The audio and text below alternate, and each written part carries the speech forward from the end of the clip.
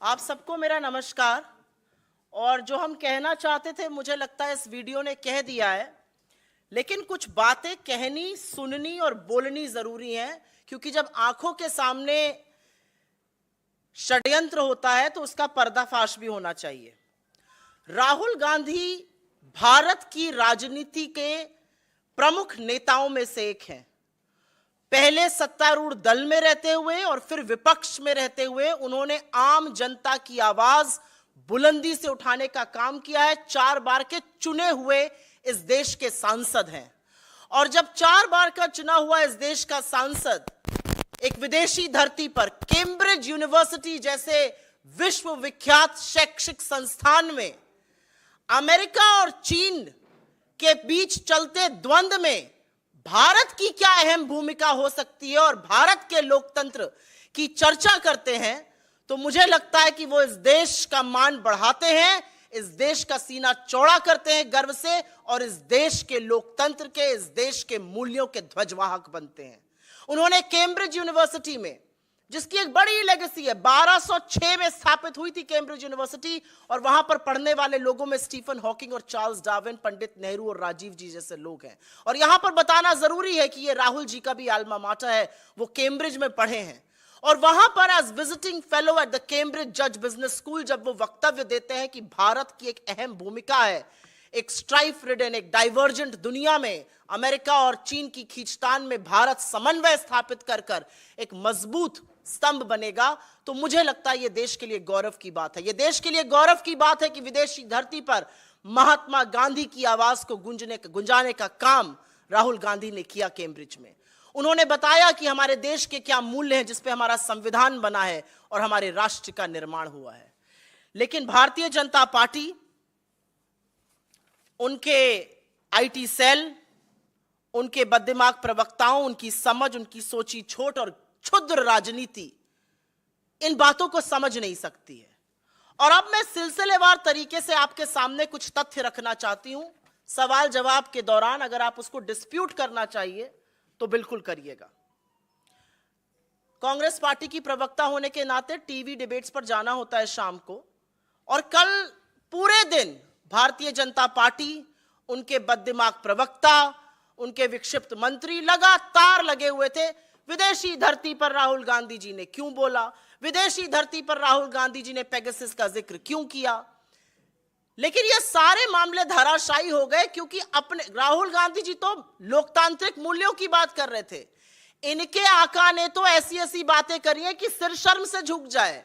2015 मई Shanghai गए, चीन के सामने कहते हैं देश के लोग का सर शर्म से झुक जाता है कि वो भारत में क्यों पैदा हुए, हमने क्या पाप किया था कि हम हिंदुस्तान में पैदा हुए। जब ऐसे वक्तव्य हम लोगों ने दिखलाए तो थोड़ा हमलावर कम हुए। लेकिन जब हम लोग टीवी डिबेट कर रहे थे 6 बजे तक यही था, विदेशी धरती पर, पेगासस पर भी बेचारे कुछ नहीं बोल सकते, क्योंकि जो जांच समिति सुप्रीम कोर्ट की थी उसने कोर्ट को बताया कि सरकार ने सहयोग ही नहीं किया। कौन से नरकंकाल छुपाना चाहते हैं हम नहीं जानते। अगर पाक था आपका दामन तो आते, जांच समिति के सामने बात करते। खैर, तो 6 सवा 6 बजे तक यही चल रहा था, विदेशी धरती, पेगासस, जो कि खोखला दावा और खोखले आक्षेप साबित हो रहे थे। एकदम से 6:15 साढ़े 6 बजे के बीच में ब्रेकिंग न्यूज हर चैनल पर और हर पोर्टल पे आने लगी, और यह आने लगा कि कैसे राहुल गांधी जी ने तथाकथित भाजपा के कहे अनुसार और कुछ चरण चुंबकों के कहे अनुसार चीन की तारीफ करी और पुलवामा के शहीदों की अवहेलना करी है। मैं एक टीवी डिबेट पर थी, मैंने गहन आपत्ति जताई, लेकिन मुझे बहुत ज्यादा वक्त नहीं लगा समझने में, क्योंकि ऑनलाइन आना शुरू हो गया था कि हर चैनल, हर न्यूज ऑर्गेनाइजेशन, प्रिंट के वेब पोर्टल्स, सारे एक साथ यही खबर 6:15 से 6:30 के बीच में चलाने लगे। तो थोड़ा बहुत मीडिया का एक्सपीरियंस से समझ में आ गया कि व्हाट्सएप आ चुका है, खर्रा निकल चुका है, सबको नतमस्तक होकर चरण वंदन करके अब ये लाइन पकड़नी है। लेकिन इस लाइन में क्या सच है और क्या झूठ है यह भी बताना जरूरी है, क्योंकि जब पेगासस से काम नहीं बना, जब विदेशी धरती से काम नहीं बना, तो सहारा अपने परम मित्र चीन का ही लिया गया। आपने खुद देख लिया है किसने क्या कहा, लेकिन दर्शकों के लिए, लोगों तक ये बात पहुंचाने के लिए मैं दोबारा से दोहरा भी देती हूं। राहुल गांधी जी कैम्ब्रिज यूनिवर्सिटी के जज बिजनेस स्कूल में बतौर विजिटिंग फेलो, और भारत का एक नेता विजिटिंग फेलो बन के जाता है, ये अपने आप में गर्व की बात है, इससे सीना चौड़ा होना चाहिए, देश का मस्तक उठता है। बतौर विजिटिंग फेलो कैम्ब्रिज के अपना लेक्चर था, और उस लेक्चर का टॉपिक था learning to listen in the 21st century. 21वीं सदी में लोगों की बात सुनना और को कैसे सीखा जाए, इस पर वो वक्तव्य दे रहे थे। और उन्होंने जो सीखा भारत जोड़ो यात्रा के दौरान, कैसे उन्होंने अजनबियों की बातें सुनी, कैसे उन्होंने अपनी बात बंद करके लोगों की बात की ओर मुखरित हुए, लोगों ने क्या समस्याएं बताई, कितनी आत्मीयता से बात करी, किसी ने बेरोजगारी पर चर्चा करी, किसी ने महंगाई पे करी, किसी ने महिला सुरक्षा पे करी, किसी ने टूटते ताने बाने पर करी। इस पर लगातार उन्होंने एक वक्तव्य दिया, और उस वक्तव्य में उन्होंने ये चर्चा करी कि कैसे ये विश्व अमेरिका और चीन की खींचतान में कहीं पर जूझ रहा है।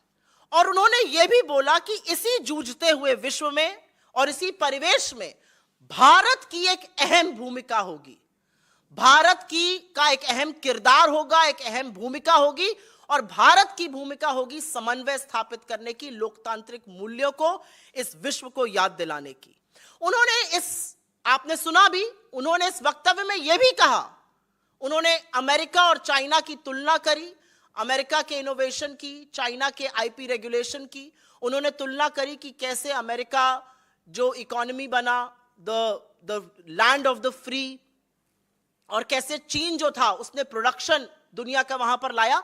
उन्होंने कहा कि चीन की सरकार जो एक पार्टी के तौर से चलती है, कोर्सिव सिस्टम है, चीन की सरकार ने चीन के कारोबार में घुसपैठ करी है, लोगों के दैनिक जीवन में घुसपैठ करी, और इसी से उनके पास डेटा आता है जो लोकतांत्रिक देश नहीं कर सकते और नहीं करना चाहिए।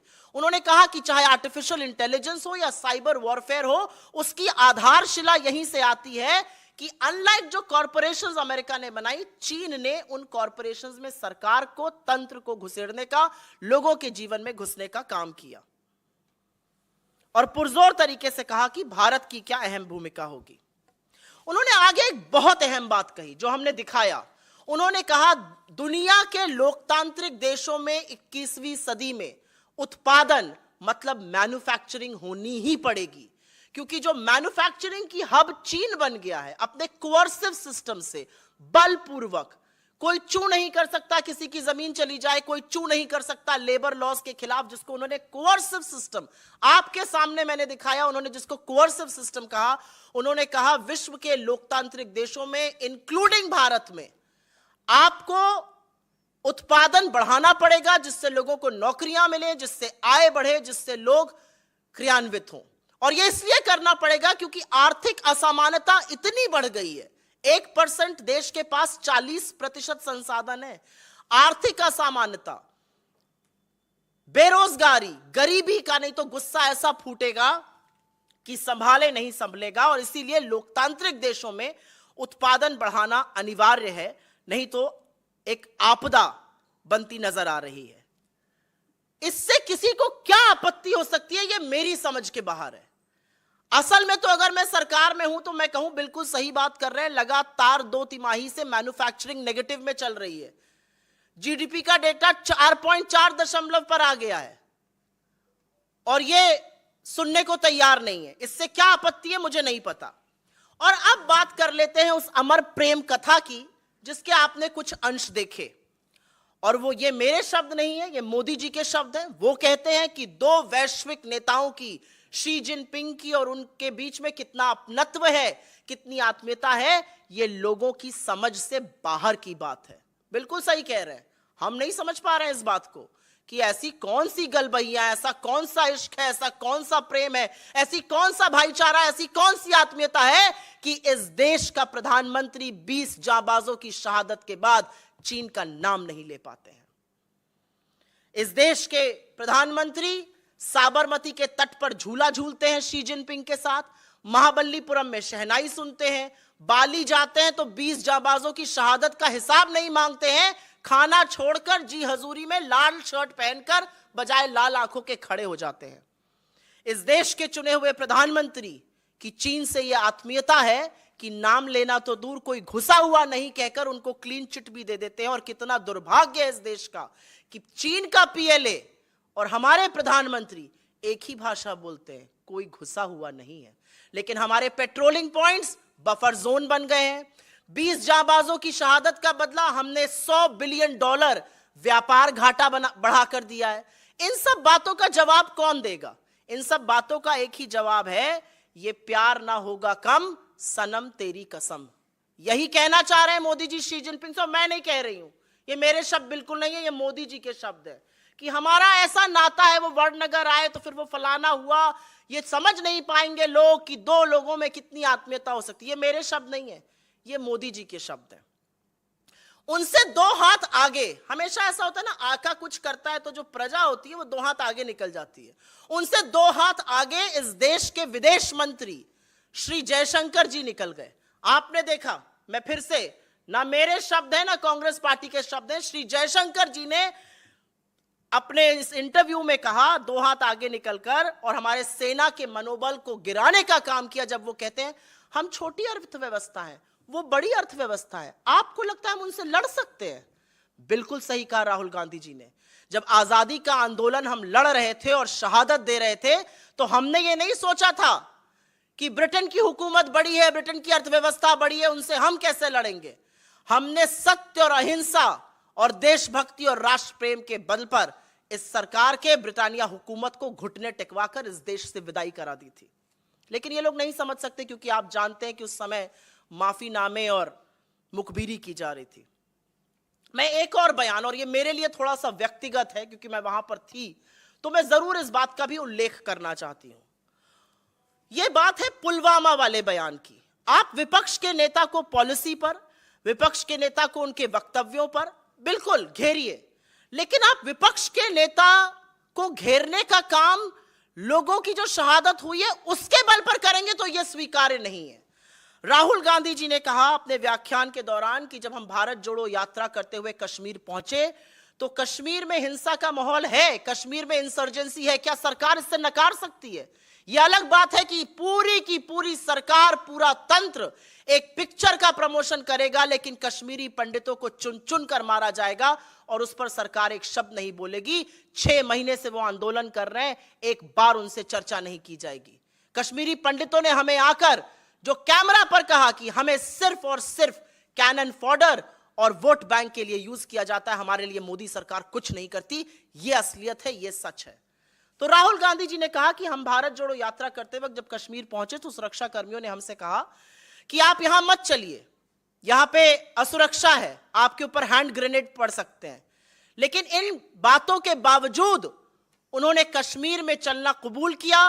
वो कश्मीर में चले और वो आगे कहते हैं कि तिरंगे के सैलाब को देखकर मुझे समझ आ गया कि जहां अहिंसा होगी, जहां मोहब्बत होगी, जहां प्यार होगा, वही विश्वास होगा। मुझसे लोगों ने कहा कि हमें लगा आप हमारी बात सुनने आए हैं, इसलिए आप यहां पर सुरक्षित हैं, और मैं सलाम करती हूं ऐसे जज्बे को।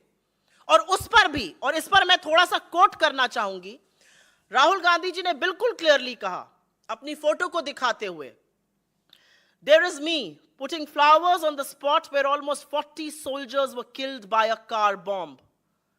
आपके साथियों को, नोएडा के कमांडो वॉरियर एंकर गण को by a car bomb, in a car bomb समझ में आता है। अगर ट्रांसलेशन आप गलत कर रहे हैं तो मेरे नेता के खिलाफत आप ये नहीं कर सकते हैं।